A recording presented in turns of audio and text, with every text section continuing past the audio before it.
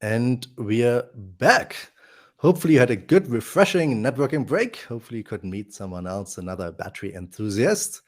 But now we are extremely delighted to have our first panel of the day. And before we'll pass on to Bianca, our moderator of the day, to also introduce our panelists, just a quick overview of this panel. As you can already see in the title is the Battery Market Overview in Asia. And again, as mentioned earlier, right now we are in Asia. We are in the Asian time zones, and we're trying to have a bit of a nice overview of some of the developments there. I think we have a range of different things to discuss, which I'm extremely excited for. But with this, Bianca, over to you. So I think you're muted right now.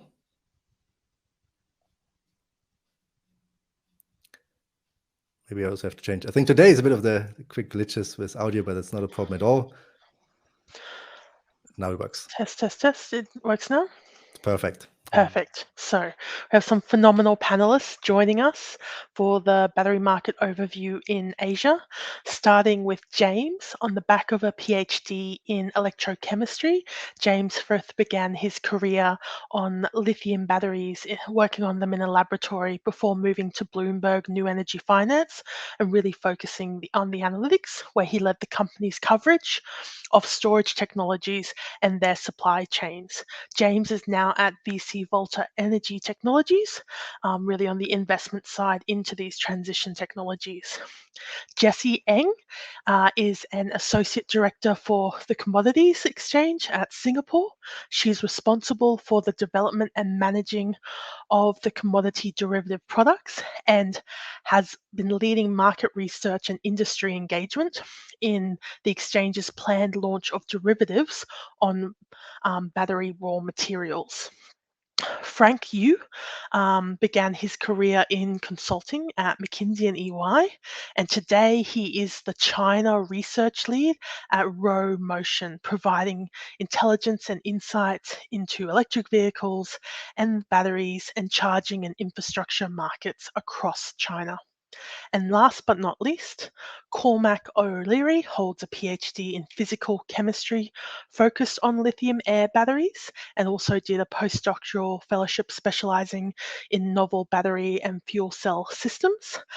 This education laid the foundation for being the managing director of Electroios Energy, providing consulting, due diligence, and expert witness services in EVs, energy storage systems, and consumer electronics. Let's welcome all our panelists into the room now.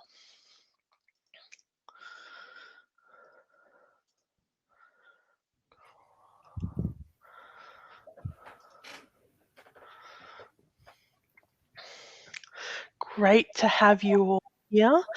Pleasure to be talking about batteries in Asia with you. And to start, we'd love to hear from each of you your thoughts on battery trends emerging in Asia.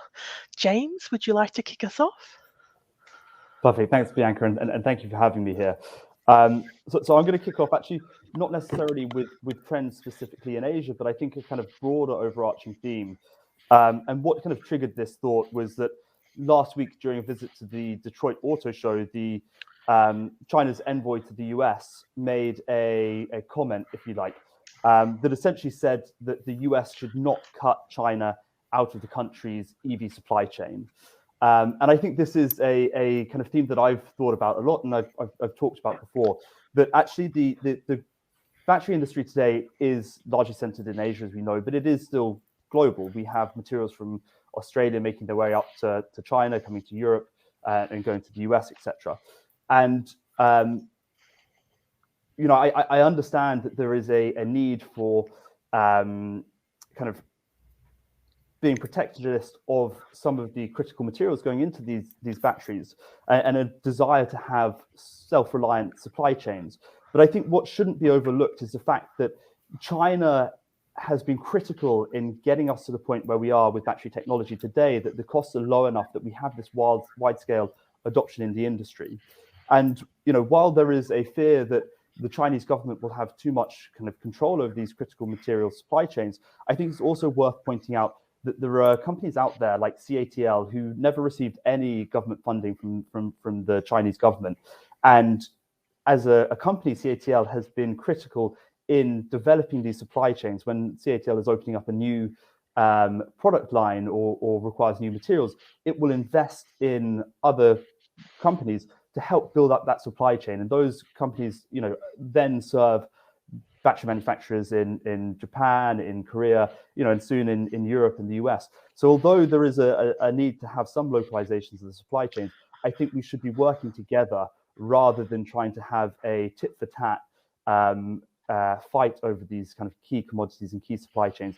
And it's by working together that we can really kind of help push technology forward and help lower costs. So I think the kind of takeaway message here is that Asia is still critical in the battery supply chain and will be for the next decade.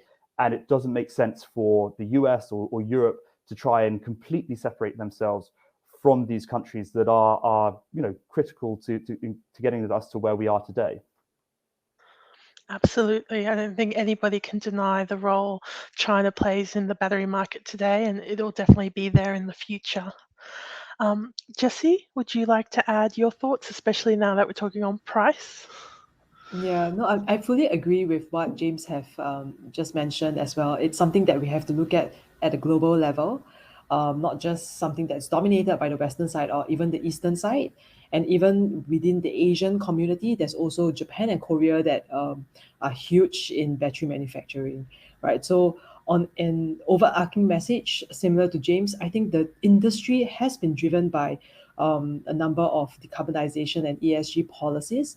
And obviously, this comes with no surprise because the transportation sector itself contributes to close to 20% of the global greenhouse gases, right? And of which close to 50% comes from passenger cars. So EVs actually play a very important role in this. And why then the battery raw materials? Because battery raw materials cost a chunky bit of a car cost, right? So what we have also seen is global policies. So on the Western regions, you have US having various policies, Build Back Better policy, Inflation Reduction Act. You have UK and EU having their own policies where they are looking to ban the sale of ICE cars in future.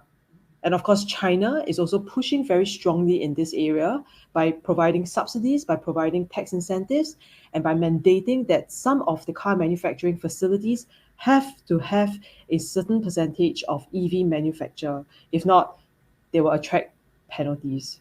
So there are quite a number of, I would say, key drivers in the market that's propelling the industry towards EVs at a global scale.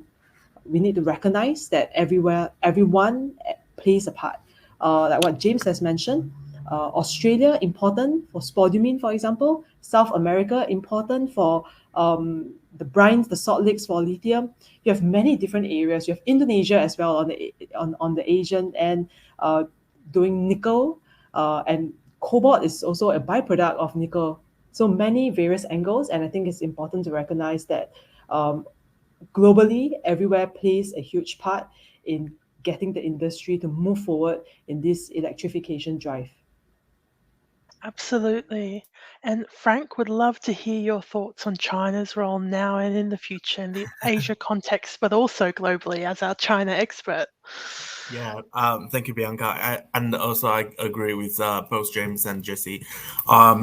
This is a global movement rather than just China alone or East Asia alone. I just want to share like two very interesting observations that I have recently. One is that we do global market, we cover the global market, and from what we can see, even with all three scenarios, the high, the base, and the low scenarios, with everything goes well, we can meet our the battery supply and the battery demand can meet sort of each other, but the region is quite scattered. So in China or in East Asia, the supply is actually more than demand, which is expected because China is exporting, whereas in the West, in Europe and also in North America, where we're expecting a higher growth in battery demand because of the EV penetration rate goes up, because the ESS projects ramp up. The supply side, it is not there yet.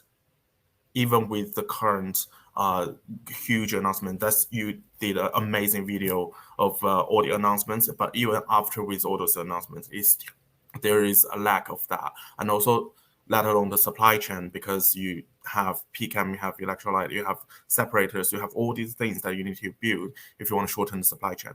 So what we can see, I still do believe, even after the Inflation Reduction Act from the US that was announced, I still do believe that China will still play a key role in the global energy transition. And my second observation is that this is from China end. So China has a what we call a 2 session. Basically, it's the annual meeting for the government to review what has happened in the past year, and also what do they need to do adjustment for the 5-year plan that the government always have. And this year's 2 session, quite a few proposals was about how can China to implement a better trackable footprint, carbon emission footprint, or carbon emission passports, so that Chinese system or Chinese regime can get recognized by Europe.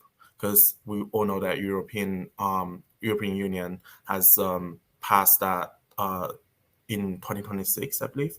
All the batteries should have a battery passport, and there will maybe the carbon tax that will be implemented if you don't have it. So that's something that actually on China end they are actually trying to seek after to make their exports stronger. That's what I've seen. Absolutely. And we've had both you and Jesse mention the importance of ESG in batteries. Electric vehicles are a step in the right direction, but if they're not being made in a sustainable way and we don't close the cycle with recycling to a circular economy, they could actually be a negative instead of a positive. So it's great that that's top of everybody's mind. Cormac, what would you like to add? Well, it's interesting because today, globally, the world is not reliant on Chinese batteries for EVs, especially. Only 2 years ago, CATL only exported cells for ESS applications. The US is self-sufficient on cell production. For most, because of one company, one manufacturer, but it's typically either Japanese or Korean cells they're using. And a lot of people are worried about the US, but as a nation, they're the second biggest battery manufacturer after China. And they're well positioned to be self-sufficient if, in terms of lithium anyway, at least, and with their free trade agreements, and they'll have to broaden the horizon, sourcing nickel and cobalt and other things. But China's still trying to get a foothold in the international battery market, and it's only been growing recently over the last 18 months or so. But if we look at raw materials, that's where the issue is. So, the PCAM, the graphite still comes from China, but the cell manufacturing can be done, domestically, either in Europe or US. But the solution to the raw materials is the issue. And as I said, US is slightly better positioned than Europe for sure. They have the most lithium extraction projects. That is, development projects. Like it's close to 30 projects in the US. That's phenomenal.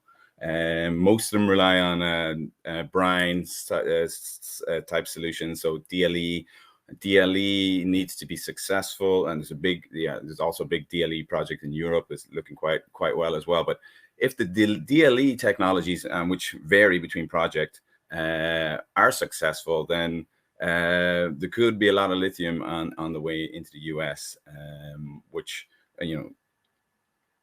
over the next decade, US could become a major lithium exporter. But that's still a pipe dream. But just a message I would say is the world is not reliant on Chinese batteries for EVs at the moment, but energy storage completely reliant. And you bring up a great point there. So we often tend to focus our attention on electric vehicles because that's where a lot of the demand for batteries, the majority of the demand for batteries is going to come from and is coming from today. But are there any specific comments any of the panelists would like to add on sort of battery energy storage system trends in Asia, whether they're developing, whether they're not, what's happening there?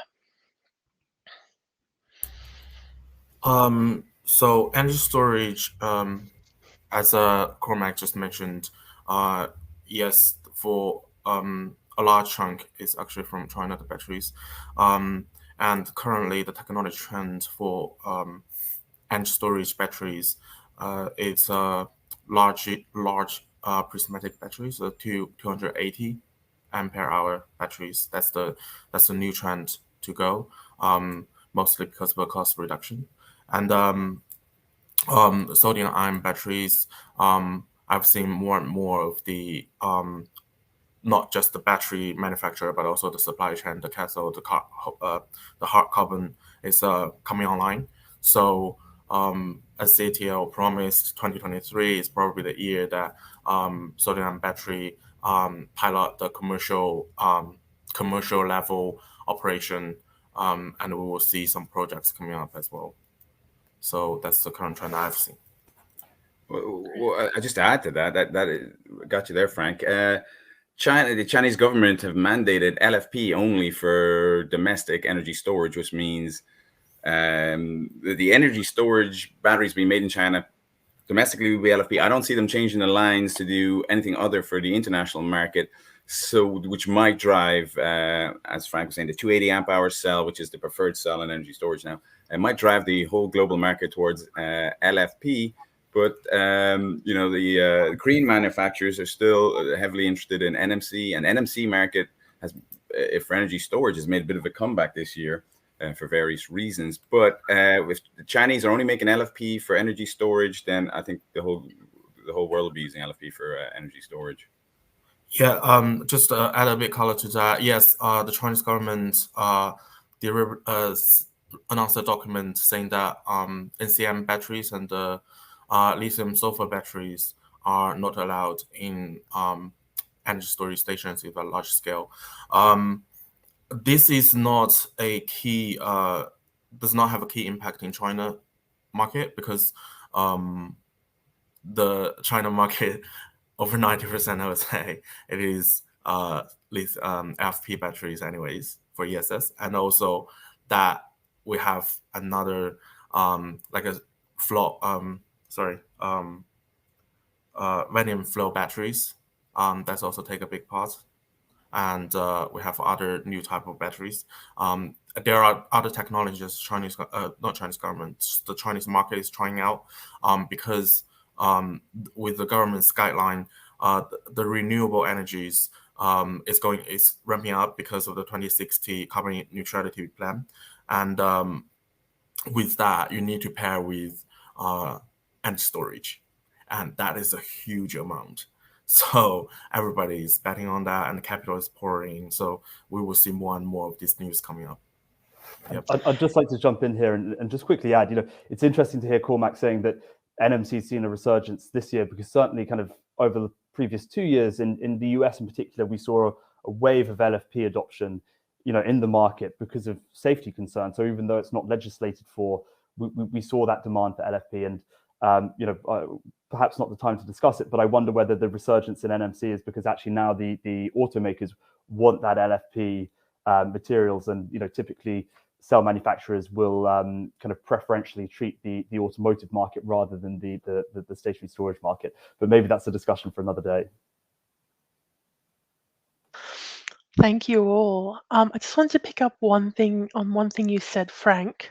You mentioned flow batteries. Could you talk a little bit about where they are on their commercialization stage and like what they might be most useful for? Flow battery is most used for long duration energy storage project. It's already commercialized. So we have this year. There is the first phase of a 200 megawatt, 800 megawatt hour project. The first phase, so half of it, 100 and 400. That project is already online, and that's 4-hour duration. Typically in China, the lithium battery energy storage duration is 2 hours. And we see that flow battery is not just vanadium flow. There are zinc, there are iron flow as well. But those are a little bit, how do you say, immature in a sense. But vanadium flow is definitely it's tested. It's already in a large scale, and we see the capacity, the production capacity of the equipment is also ramping up as well. So there is a application out there. There is a market, but it's no way competing against LFP or lithium-ion batteries for energy storage at the moment. It's just a small percentage. Yeah. Thank you. So we've mentioned that sort of the commodities sort of come from all over the world. That's a global supply chain, but China really dominates the next few steps of battery chemical refining, a lot of the cathode anode precursor manufacturing, and then the downstream battery cell assembly is again a bit more distributed. Wanted to ask specifically, outside of China, what role do you see Asia playing? Do we see different countries expanding their presence in the battery value chain? If so, who and what are they doing? Maybe I could just step in very quickly. I think Indonesia is a particular nation that has garnered a lot of focus. I mean, with President Jokowi coming out to say that he wants to bring in more EV manufacturing and not just an exporter for nickel. I think that tells a lot, right? He has been, or rather, we have seen articles that he has been trying to speak to and have been speaking to Tesla to see whether they can bring in the manufacturing activities into Indonesia itself, so that Indonesia can form a supply chain there by itself, right? The fact is that in Indonesia, you have a huge wealth of nickel. Cobalt comes from a byproduct of nickel as well. They have the raw materials. They have some of the raw materials that are key, and also being, I would say, is located at a location pretty close to Australia, where you can also get your lithium. In general, I feel Indonesia is a country that we should be paying quite a bit of focus on. And they have mentioned as well that they are looking at some form of tax policies, particularly on EVs. I'd love to jump in just to kind of build on that, because I think it's really interesting what Indonesia's done. It's leveraged its raw material assets very well to kind of start building the rest of the supply chain. But it's done it in a very, I think the approach that we've seen there is, I would have said, perhaps slightly more of a heavy-handed approach with the kind of nickel export ban, which has then helped to kind of incentivize that onshoring of industry. Whereas if we contrast that to India, and now it's slightly different kind of comparisons here, because of course India doesn't have that same raw material kind of supply, but in contrast, India is developing a battery supply chain, particularly kind of component and cell manufacturing, through government support, and the effect that that's had on the Indian market is just quite extraordinary. If we go back 2 years ago, there was almost no activity on the battery supply chain, or on the lithium-ion battery supply chain in India. But once we had these kind of very generous government incentives introduced, we've seen an explosion of interest and announcements to build kind of cell manufacturing in India. And I think probably, people will be fairly familiar with Reliance Industries and the £5 billion pound or $5 billion bet that they've put on building out gigafactories, not just for lithium-ion batteries, but for solar, for hydrogen, and wind as well.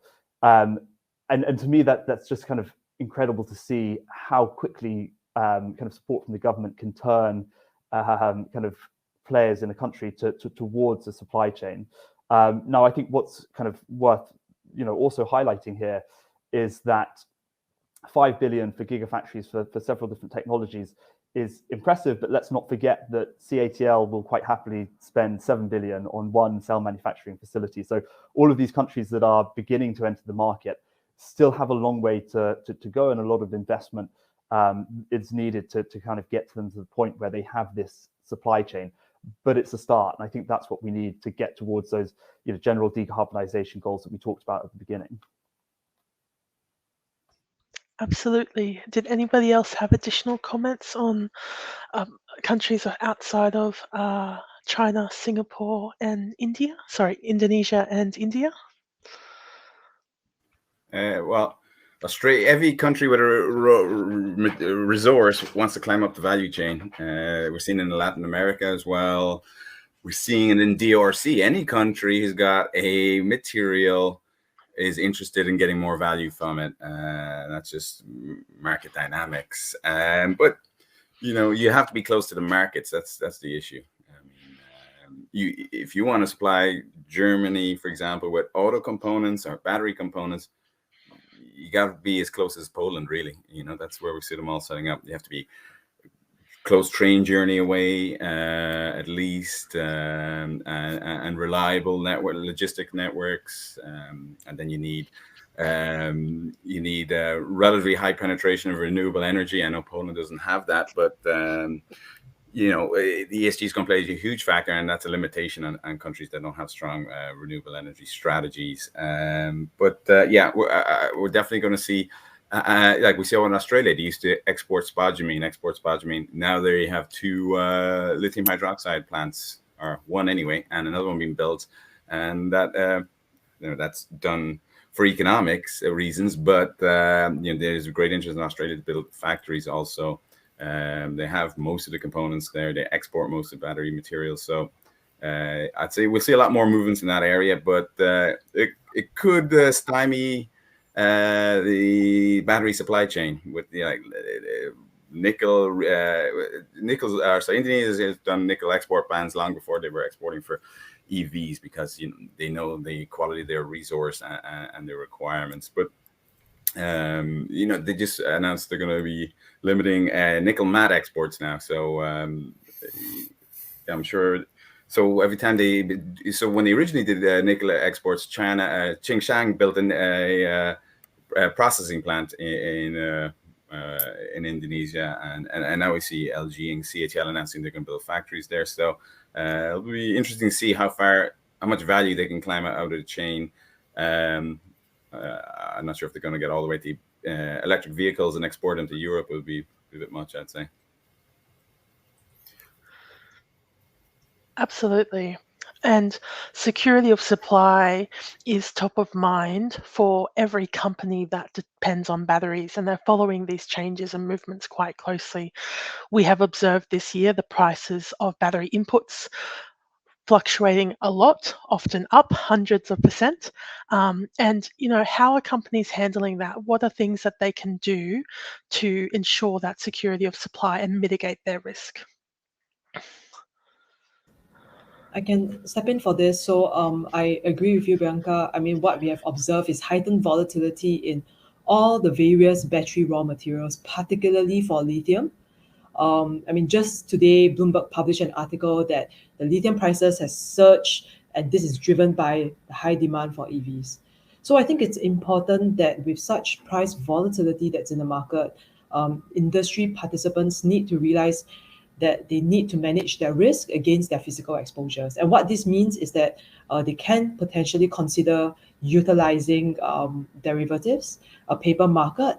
And this is not for them to, by any way, speculate in terms of prices, but rather to protect themselves against downside risk. So it's like purchasing an insurance, right? Just in case prices go in the opposite direction as compared to your physical transaction, then at least you have the paper side of things to protect you from that, right? And I would say one thing that we have observed, and something that I think is important to mention, is it allows market participants along the supply chain to be able to find some form of price transparency really just so that they are able to plan better in terms of procurement, in terms of budgeting for raw materials, right? And also when we are looking at projects being turned online, mining sites being turned online, it's not just by a snap of a fingers. For a mine to really come online, it may potentially take 5 to 10 years, right? And with such supply being outweighed heavily by demand,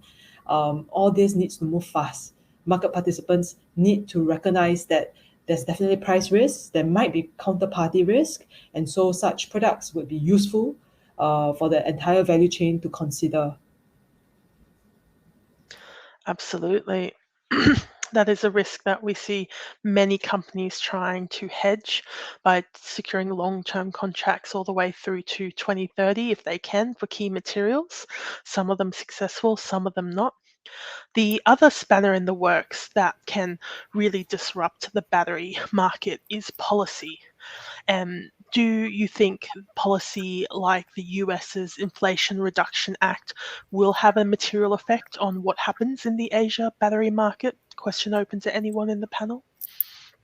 To kind of sell their products into the US market and will meet the criteria for kind of critical raw material value, etc. And it's possible that that could create a kind of bifurcated market where we have material that is kind of compliant with the US IRA, perhaps being sold at a premium over material that is not.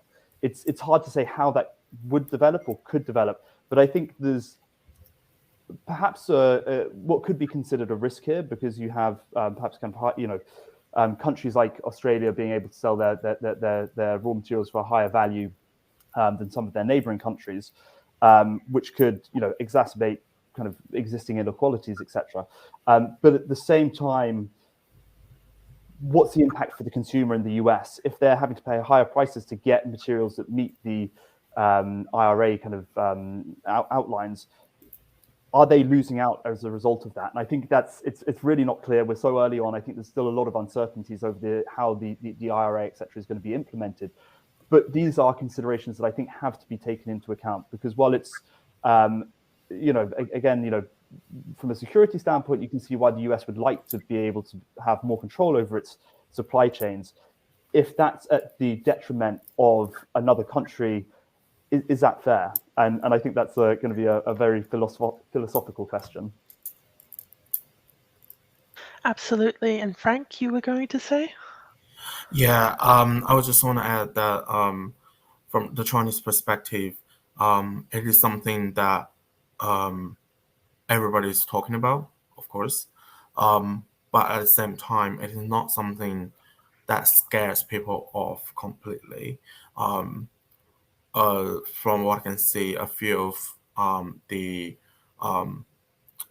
executive level of officers from different companies have already shared their opinions on this. It is still a little bit vague.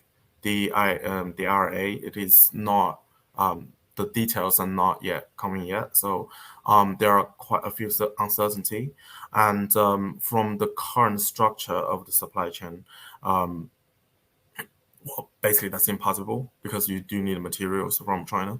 In the future, yes, indeed, you can somehow cut it off completely if you want to, but the price that you have to add to that supply chain, and also by doing that, you need to have local engineers, local companies to pay local capacity to afford that, right? It could happen, but what's the price that you have to pay, and would the capitals happy to pay that price, or they're just lobbying really hard to the government? So that's a lot of uncertainty out there. That's what I'm trying to say. Absolutely, and that uncertainty is compounded from, COVID causing a sort of regionalization of supply chains in many industries, even though we're still really a truly global world, and we're still seeing how that unfolds across both the battery industry and the other industries that were very globalized supply chains. So what we might do is we might spend the last little bit of the panel hearing questions from our audience, who have been readily adding in the chat things that they'd like to know from your expertise. So Simon, I might hand over to you to ask some of those questions. Thank you so much, Bianca, and thanks so much for these great insights. Also, one quick thing I want to do before we have a few questions from the audience. We also have a quick poll we ran on Battery Associates LinkedIn, and which we can quickly put up. And I think it's kind of quite a line of what you also have shared. So here we had a question, kind of which of these countries will have the highest growth in battery production by 2030? We can clearly see, at least based on our audience we have of our battery enthusiasts on the Battery Associates LinkedIn, we have seen a strong push for India over here, but also Indonesia, Vietnam, and then there's a bunch of other countries as well. So yeah, maybe any quick reaction, anybody has any on this before I go to the questions? I'm somewhat unsurprised. Sorry, yeah. Well, on my end, I'm in talks every week with potential number of gigafactory projects in India. It's a very exciting space at the moment, and they're quite serious, very serious. So it looks like under the right management and right budgets, these projects are definitely going ahead. And as James mentioned earlier, Reliance, massive company, knows how to finish his projects, and they're going for a really big time in an aggressive manner. So yeah, I agree with the poll in terms of growth percentage. So it's low base to it's going to be pretty high. Great, thanks, James. Quick reaction as well. I thought you were trying to say. No, just to say, it doesn't surprise me. I think as Cormac says, I think the growth there is going to be phenomenal, and the kind of momentum that you see from Indian companies to get behind this trend is fantastic. Fantastic, thanks. So yeah, let's go now to some audience questions, and I think also one here from Juho was about sodium-ion production in Asia. Any thoughts on this? I mean, there's been a lot of rumors around that, a lot of discussion. Anybody has any thoughts on it? I'm happy to jump into this. I think what's interesting that to me seems to have kind of brought this to light over the last 2 years is, one, the announcements from CATL last year that it would start production in 2023, as Frank mentioned earlier. But really, I believe that was driven again by Chinese government policy, which said that sodium ion should be included in kind of stationary energy storage developments. So I think it's incredible to see how quickly the will of the Chinese government can be enacted. But I think it also is representative of how mature research into sodium-ion batteries is now. I started my research like Cormac, back in lithium-air batteries, which at the time, were going to be the big promise and have almost completely disappeared now from commercialization. But I did some work on sodium-ion, and even back then, there were kind of many problems, particularly finding the materials that you could actually use to kind of stably cycle. And it's incredible to see kind of 10 years on just how far that research has come along and how close to commercialization these technologies are. Yeah. Something else, Frank? Yeah, and just add a little bit more on this sodium battery. The research, I can't remember which comes first. It was the government or the industry, and usually it is the industry who provides feedback during the 2 sessions and give plans to the government, give proposals to the government. That's how it works normally. Just sodium battery itself.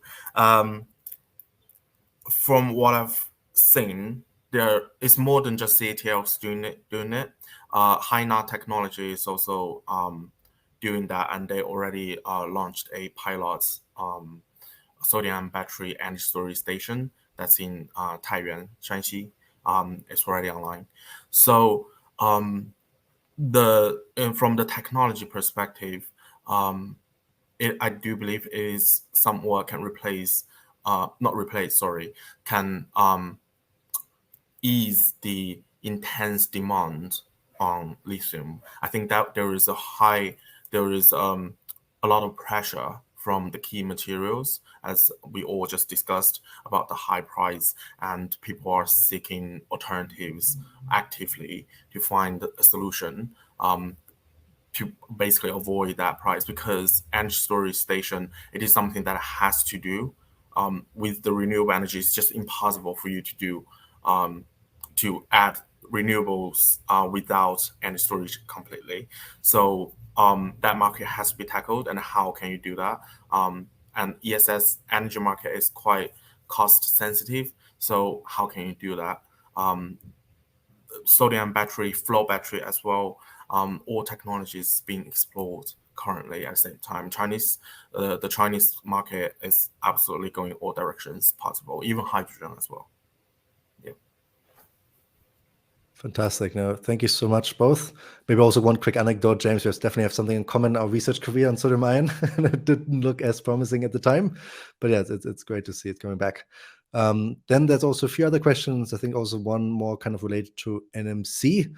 So one from, I kind of combined two questions from Junjun and Juho. One is about the explosion issue with NMC batteries. So there also the flow battery came in there, but just kind of curious if anybody has seen. We have seen, of course, also India, right? Like some restrictions of selling batteries and two-wheelers, etc., for safety issues and things like that. And also, yeah, here Joe asked, connected to this, what is the reason behind NMC surge in energy storage market? Not sure if you've seen something like this.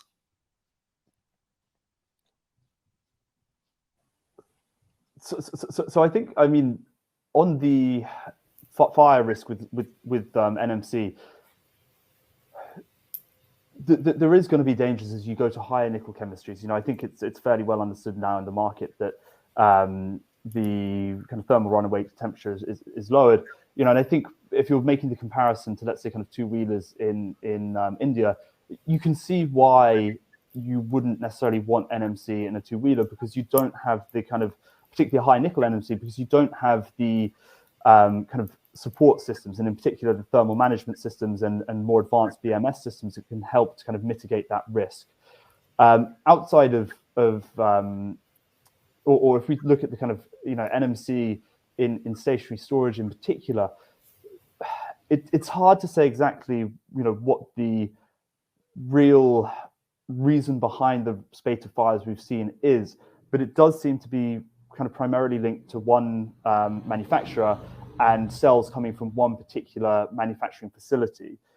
So while there is a larger risk of kind of negative effects, if you like, when using NMC, actually most of the time, as long as the system is put together well and the management is done properly and you have the right fire provisions in place, it shouldn't be too much of an issue. I think the issues that we're seeing now is more due to manufacturing defects rather than inherent problems with the chemistry. But then that perhaps goes on to the point that NMC is perhaps more susceptible to manufacturing defects than something like LFP. Fantastic, thanks. Frank, did you also have a quick point on this? Yeah, two things. The two-wheelers, normally the batteries they're using and also the modules they're using have less of I would say safety grade compared to the car packs. So that's why you see, not just in India, China as well. China has banned the lithium two-wheelers to be charged in buildings because that's caused fire instance. So it is something that we have to face. And well, as James just mentioned, he did a great job. I think he explained everything for two-wheelers. And then on the ESS side, yes, the fire issue is NCM maybe a little bit more, but AFP is not 100% safe neither. So we do need to have more measures to prevent fire from happening in the first place. And that's also why Chinese government hasn't pushed so hard on the second life batteries. One key reason is the fire, because it is so hard for a company to assess the use the batteries, what's the SLC of the battery, how healthy the battery is, so that can put into a pack and at the same time guarantee the thermal control of that module. Yeah, so I think safety is something that people definitely gonna keep looking after. Just one point. In any battery fire, maybe outside of two-wheelers, you'll never find the battery identified as the source of the fire to date in any energy storage fire. So technically, NMC has never been responsible for best energy storage fire globally, and there's a lot to that. That's just if you read any of the investigations, there's two sides, and there's never a conclusion. But, Well, I'd like to say a big thank you to all our panelists and your insights on the battery market in Asia. For our audience, now is the time to continue your networking. So jump from the stage area down to the people section on the left-hand side of your screen and do some speed networking for the next 5 minutes before we start our next panel, which will be looking at the mobility versus stationary in battery use cases. And this will tie into the applications discussions that we've already been starting today in this first panel. Thank you, everyone. Thank you, everyone. Thanks, guys. Thank you.